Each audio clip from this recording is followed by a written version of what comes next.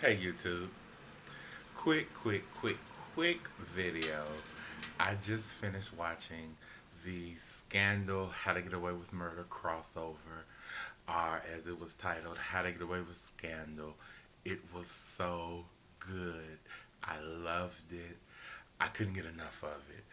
I was screaming with joy. It was the best thing ever.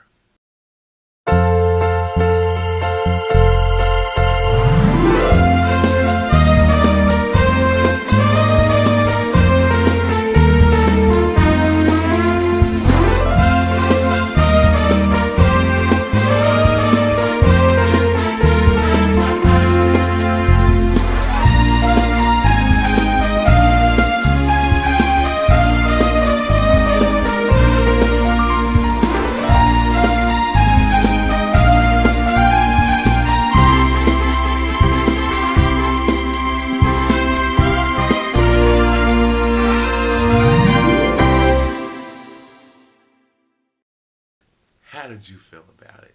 Let me know in the comments below what you thought of it because it was so good. Just seeing Kerry Washington and Viola Davis on screen together, it was dynamic. All the black girls together on screen, and I mean, it was great. They had, I don't know, I can't think of the actress's name, but the one that plays Michaela, they kind of bumped her part up so she could have more screen time. So they were all on screen together. It was so good. It was great. Shonda really did her thing with this episode.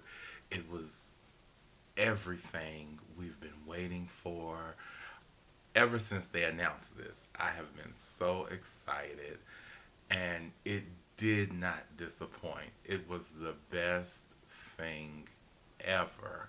Just to give you a little review on what happened. So basically, if you've been following it, uh, Annalise has been trying to get her class action started. Connor was helping her out with it. She's kind of down and out right now. And so the class action was denied. It wasn't going to go anywhere. And then Michaela said, well, I know how we can get it further.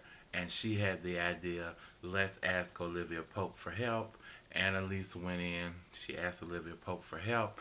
Olivia Pope, I guess, was kind of hesitant at first.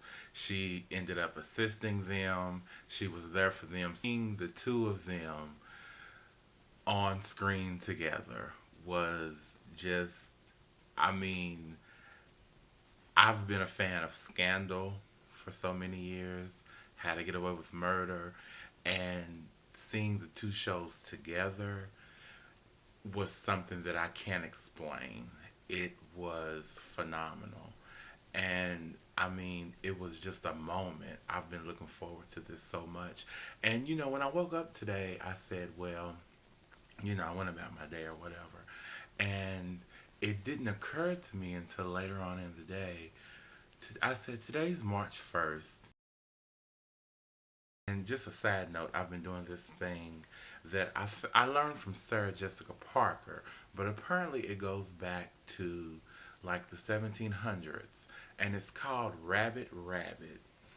And so on the first day of every month, when you wake up, the first thing you're supposed to say is Rabbit Rabbit, and it's supposed to give you good luck for the entire month. And so she was on Watch What Happens Live with Andy Cohen, and she was talking about it. And then when I Googled it, it's like a real thing that people have been doing. And since last month I did it, I posted it to my social media like a picture of rabbits, and I said rabbit, rabbit.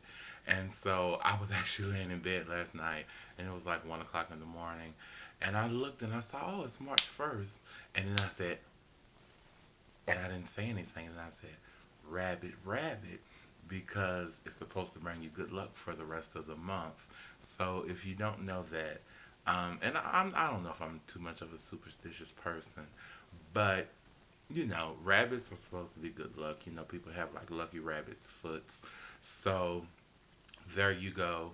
But if you don't know about it now, you know about it. You can look it up. And next month, on the first of the month, the first thing you should say when you wake up, or just whenever it turns midnight, should be Rabbit Rabbit, and it should bring you good luck for the rest of the month. So now, back to the crossover episode. Um, I really had forgot about it because it had been out for a couple of weeks, and then I thought, is Scandal coming on tonight?